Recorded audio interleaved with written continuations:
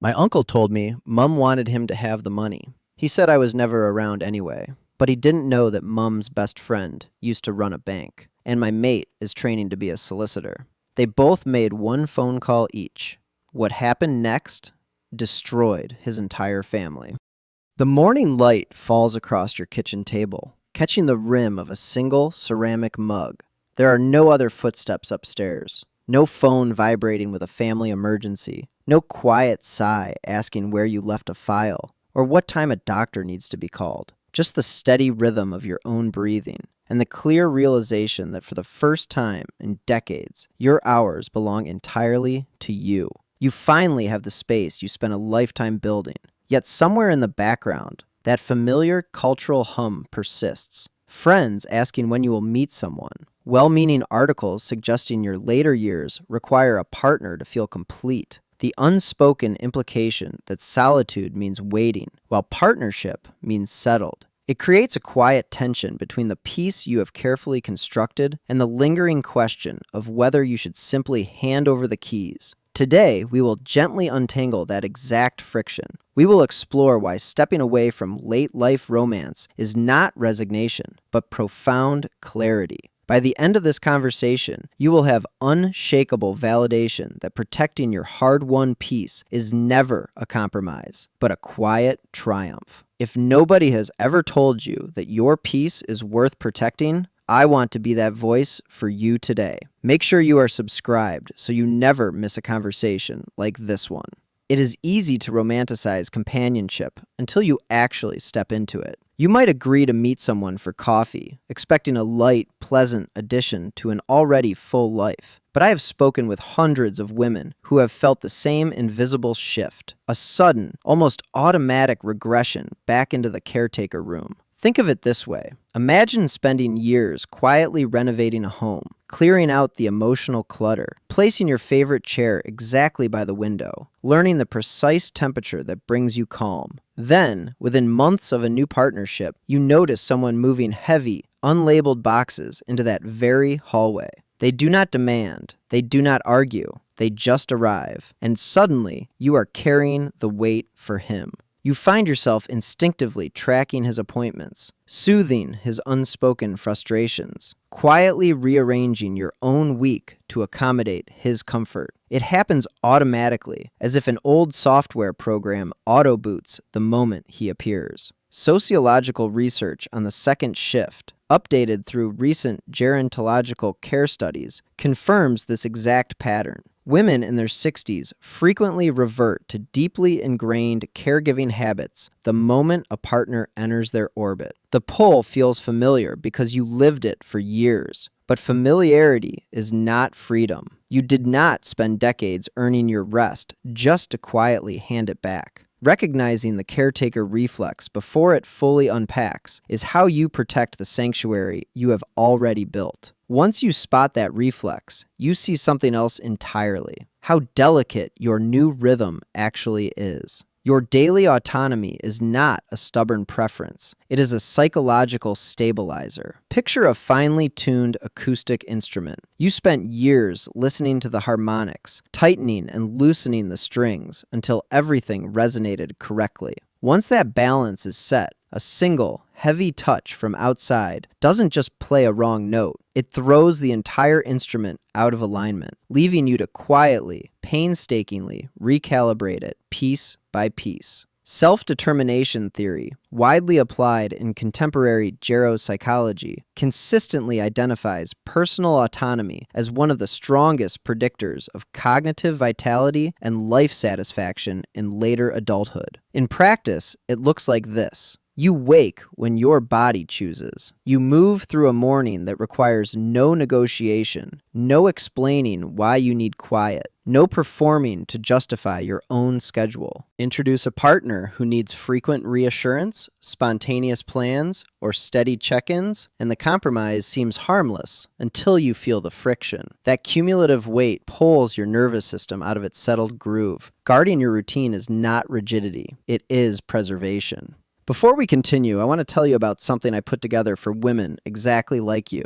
It is called Love After 60. In it, I go much deeper into everything we discuss on this channel. How to recognize the men who will drain you, how to protect your peace and your finances, how to date if you choose to without losing yourself, and most importantly, how to build a life in this chapter that feels genuinely full. So many women have told me it changed how they see themselves and their choices entirely. The link to get your copy is in the pinned comment right below this video. Check it out when you're done watching. There is another quiet cost that rarely appears in the flattering early stages, living right in the space between your resources and your energy. We are taught that merging lives is a natural progression, but blending without absolute clarity often creates a steady, invisible asymmetry. Imagine building a sturdy bridge across water. If you are the only one laying bricks, checking the foundations, carrying the mortar, while your partner simply walks across whenever it is convenient, the structure will not collapse all at once. It will fracture under a weight you were never meant to bear. Federal Reserve and Pew Research analyses on late-life financial partnerships highlight this exact vulnerability. Net worth stability frequently shifts when women who have mastered independent budgeting enter loosely defined romantic arrangements. Picture someone who finally secured her pension, downsized to a manageable home, and stopped mental accounting for two. She enters an easy, light relationship, only to slowly realize she is quietly covering dinners, funding trips she never requested, and absorbing a partner's financial stress simply because she has always been so capable. The drain is almost never loud. It is a steady, reliable siphon. Protecting what you secured is not transactional. It is the practical, non-negotiable language of self-respect. But even when your schedules and your finances remain entirely separate, there is still a deeper cultural story we must untangle. And it begins with what we are told our solitude actually means. 3 days after that phone call, I drove to Portishead. Derek lived in a detached 4-bedroom on Knorr Road, backing onto the golf course. The kind of house that says, "I've done well for myself," before you even get through the gate. I parked on the street and sat there for a full minute, breathing. I wasn't going to shout. I wasn't going to beg. I was going to look him in the face and give him one chance to do the right thing. Leanne answered the door, Derek's wife. She was wearing a new barber jacket, the waxed kind that costs about 280 pounds. Her hair had fresh highlights. She looked at me, and her face did something complicated. Not guilt exactly. More like she'd been expecting this visit and hoping it wouldn't come. She said, "Callum, come in." No hug, no sorry about your mum, just come in. Derek appeared behind her with a beer in his hand. 1 in the afternoon on a Wednesday. He waved me inside like I was collecting for charity. The living room had a new 65-inch television mounted on the wall. It still had the Samsung sticker on the bezel. There was a brochure for a Canary Islands timeshare sitting on the coffee table, dog-eared at the page showing the premium apartments. I sat down across from him and placed a printed copy of Mum's will on the table between us. I told him the facts. The will names me as sole beneficiary. Executor authority is a fiduciary duty, not ownership. I wanted a full accounting of every pound moved out of Sandra's accounts, every transfer, every withdrawal, every penny. Derek leaned back in his chair and laughed. Actually laughed. A short, hard bark of a laugh, like I'd told a joke he'd heard before. He said Sandra was always dramatic about money, and that verbal agreements between siblings don't need paperwork. I said, "I'm going to ask you this once, Derek. Where is the 118,400 pounds that was in Mum's NatWest account? I told you, she owed me. Years of loans. Years of helping her out when your deadbeat dad left. I kept her afloat. Mum never borrowed money from anyone in her life. She was proud of that. You don't know everything about your mother, son. You were off playing hero in foreign countries while I was here handling things. Show me one piece of paper, one bank transfer, one text message where she acknowledged owing you that money." He stood up. The beer bottle clinked against the edge of the table. I don't owe you an explanation. I was executor. I executed. Now get out of my house before I lose my patience. Leanne hadn't moved from the doorway. She was staring at the floor. She didn't say a single word. I picked up the will, folded it, put it back in my jacket pocket, and walked out. I didn't raise my voice. I didn't slam the door. I got into my car and gripped the steering wheel until my knuckles went white. My hands were shaking, not from fear, from a rage so controlled it frightened me. Because I'd seen the TV, I'd seen the jacket, I'd seen the timeshare brochure, and I knew exactly where my mother's money was going. I drove straight to Clifton, to Rona Gallagher's house. Rona was 64, retired NatWest branch manager, and she had been my mom's best friend for over 30 years. They met at a school fundraiser in 1993 and never went more than a week without talking. When Mum was going through chemo and I was pulling survivors out of rubble in Hatay province, Rona was the one sitting beside her bed, holding her hand, reading to her, making sure the nurses checked her morphine on time. She'd done what I couldn't. I owed her more than I could say. I sat at Rona's kitchen table and told her everything. The empty account, the 18,600-pound balance, Derek's smug face, the verbal debts that never existed. Rona listened without interrupting. When I finished, she went completely still, her teacup halfway to her mouth, her eyes sharp and hard in a way I'd never seen before. Then she set the cup down and said 5 words. I can pull those records. She told me that as a named beneficiary with probate rights, I could formally request full transaction histories from NatWest. She still had contacts at the branch. She knew exactly how transaction forensics worked, what to request, what flags to look for, how to read the routing codes. She said she'd walk me through every single step. It took Rona less than 72 hours to get the full transaction history, and when she laid the printouts across her dining room table and showed me where the money went, I understood why Derek had been so confident I'd never find it. He hadn't sent it to his own account. He'd wired every penny to his wife.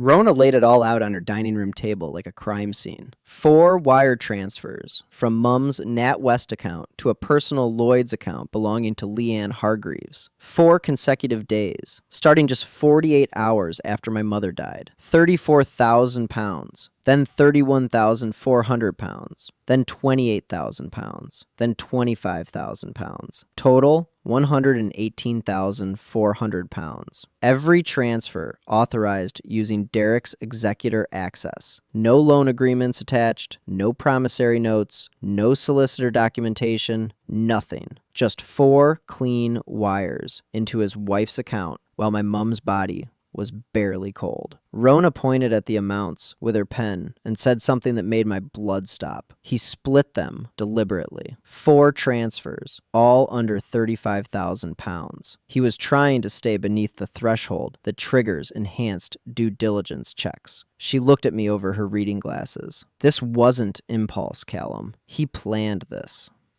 I phoned my mate Oshin that night. Oshin Brennan, 28, trainee solicitor at a firm in Temple Quarter. We'd known each other since Ashton Park School. He used to come around ours for dinner 3 nights a week because his own house was chaos. Mum always set a place for him, always made extra. She called him her second son, and he never corrected her. I told him what Rona had found. He went quiet for about 10 seconds. Then he said, "This isn't a family dispute, Cal. This is fraud by abuse of position. This is criminal." He came over to Rona's the next evening after work, still in his suit. He sat at that same dining table and went through every printout line by line. He took photos, made notes, asked Rona questions about routing codes and authorization timestamps that I didn't even understand. By 11 that night, he had a formal complaint drafted for the Avon and Somerset Police Economic Crime Unit, backed by Rona's annotated transaction records. He filed it the next morning before his own caseload started. Then Derek found out I'd been pulling records. He phoned me at 6 in the morning, screaming, called me ungrateful, called me a traitor to the family, said Mum would be ashamed of me for dragging family business to outsiders. I let him talk. I didn't respond.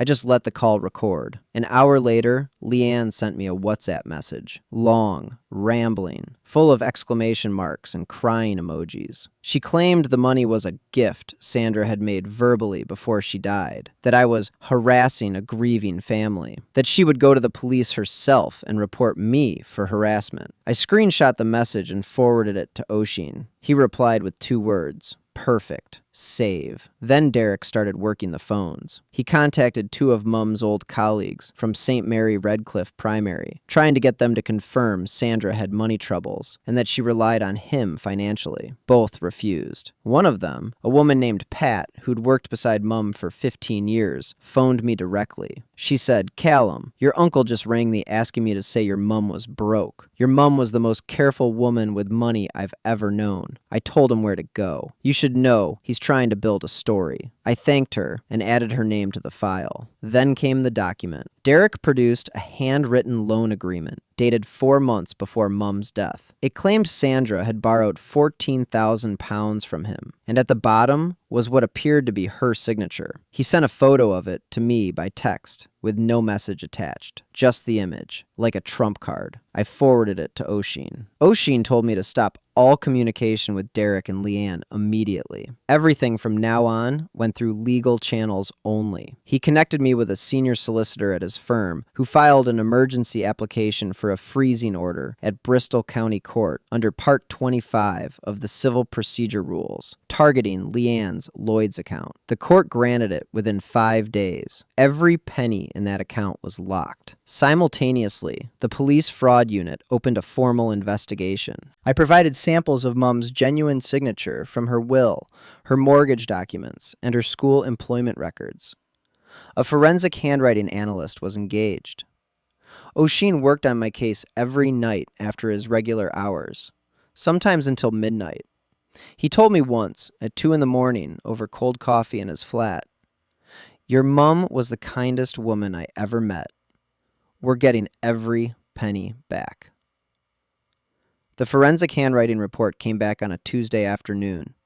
I was mid-shift loading a patient into the ambulance outside Southmead Hospital when Oshin rang me. He was trying to sound professional, but I could hear the grin in his voice. "The signature's forged, Cal. It's not even close.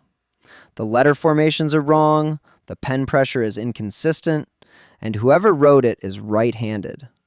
Your mum was left-handed." He paused. "And the police want to talk to your uncle. Not as a witness, as a suspect." They arrested Derek at his home in Portishead on a Wednesday morning, 7:30. 2 officers from the Avon and Somerset Economic Crime Unit. He answered the door in his dressing gown. Charged with fraud by abuse of position under Section 4 of the Fraud Act 2006 and forgery under Section 1 of the Forgery and Counterfeiting Act 1981. Released on conditional bail. No contact with me. Surrender of passport. The man who holidayed in Marbella every summer couldn't leave the country. The case went to Bristol Crown Court 4 months later. I sat in the public gallery with Rona on my left and Oshin on my right. Pat and 2 other colleagues from Mum's school sat in the row behind us. Derek walked in wearing a borrowed suit that didn't quite fit. The shoulders were too wide, the trousers too short. He looked 10 years older than the man who'd laughed at me across his coffee table. He didn't look at me once. His barrister tried. I'll give him that. He argued the transfers were reasonable executor expenses and that Sandra had a complex, informal financial arrangement with her brother. The prosecution dismantled it in under an hour. The prosecutor stood up, straightened her papers, and looked directly at Derek.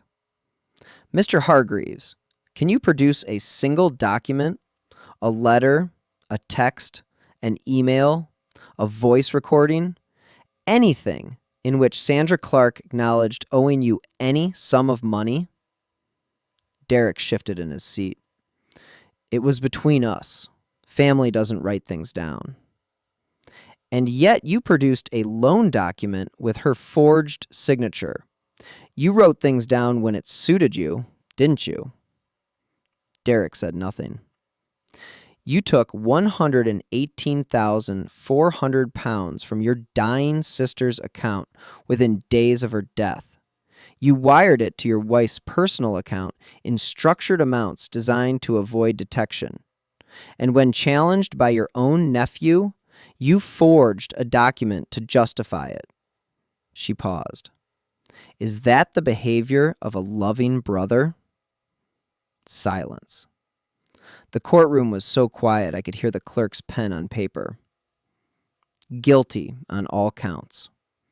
3 years and 2 months. The judge called it a calculated betrayal of familial trust at the most vulnerable moment in a young man's life. Full restitution ordered. The frozen funds in Leanne's account were released back to the estate. Every penny. Leanne filed for divorce within 2 months of the sentencing. She cooperated fully with the restitution order. I never spoke to her again. Derek's daughter Megan, 24, a junior doctor working in Cardiff, cut him off completely. She sent me a handwritten letter. Short. Just one line that mattered. I'm sorry. She deserved so much better. So did you. I kept that letter. Derek's business partner bought him out of the dealership at a steep discount. The Portishead house went on the market to cover legal fees. The 65-inch Samsung and the Canary Islands timeshare brochure. Gone. 6 months after sentencing, a letter arrived from HMP Layhill. 3 pages. Derek's handwriting, small and cramped. He said he was in a bad place financially and panicked. He said he knew sorry wasn't enough. He asked if I might visit. One day. I read it twice, folded it carefully, put it in the drawer next to the last birthday card Mum ever wrote me. I didn't reply. Not yet. Maybe not ever. But I didn't throw it away either.